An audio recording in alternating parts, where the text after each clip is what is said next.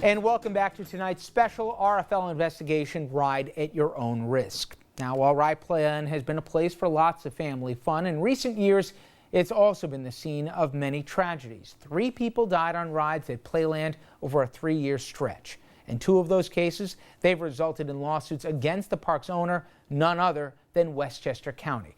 Our Regina Orsani, she found out why one of those lawsuits was settled so quickly and uncovered some stunning details about the death of a child that had never been made public before now. Regina? Well, Rich, it's been almost 4 years since the death of 7-year-old John Kelly CASSARA, a boy from Norwalk, Connecticut, who died on the Ye Old Mill. It's a slow-moving boat ride that is one of the oldest rides at Playland. His parents, Robert and ELAYNE CASSARA, sued Westchester County for negligence. It was a lawsuit that ended in a $1.25 million settlement back in March. The case was quickly settled after only one person took the stand. And after a lot of digging, we found out why. We were on our way out, so I allowed him to go on that, one last ride because he begged to do so. It was that split-second decision that ELAYNE CASSARA says she will regret for the rest of her life, letting her 7-year-old son, John Kelly, ride the Ye Old Mill boat ride at Rye Playland, thinking everything would be fine.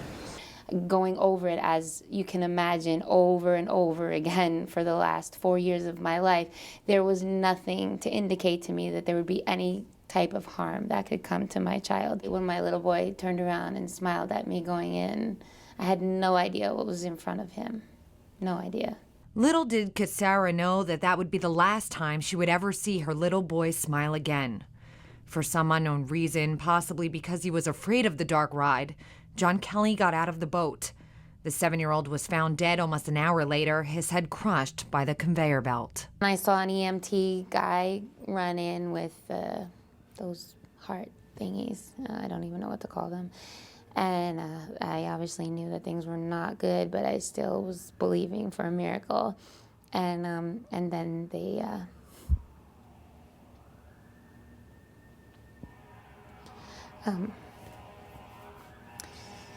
brought him out on a stretcher with a sheet over the entire stretcher. The tragic death of her son left CASSARA with many unanswered questions.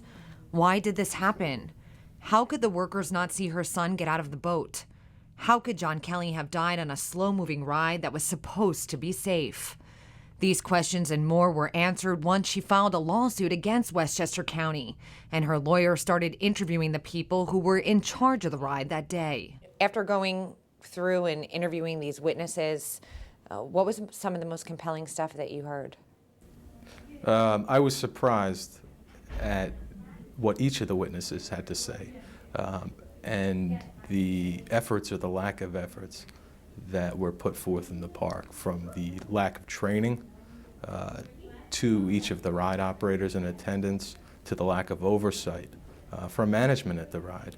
To me, it was unconscionable. CASSARA's lawyer says most of this evidence was never heard in court. That's because the case was settled in 3 days right after Playland's former director, Joseph Montato, testified. What did Mr. Montato say? Well, he testified that had Playland followed its policies on the date of the incident, that the incident never would have occurred. Policies that state the old mill should not have even been open at the time John Kelly boarded. Because not only did the ride not have enough workers manning it, but of the Playland employees in charge of the ride that day, not one had a valid license to operate it. The ride required 4 operators to operate the ride at all times. At the time of the incident, there were 2 ride operators present at the time. 2 of the 4 operators that had been assigned to the ride had left the ride to get water. When RNN approached former Playland director Joseph Montato about the incident, he refused to talk. But one former employee who was taking tickets on the old mill ride the day John Kelly died had plenty to say about the lack of management supervision, although he didn't want his face on camera. Go find out where the managers are. They're all in a corner, understand, instead of going to watch their rides.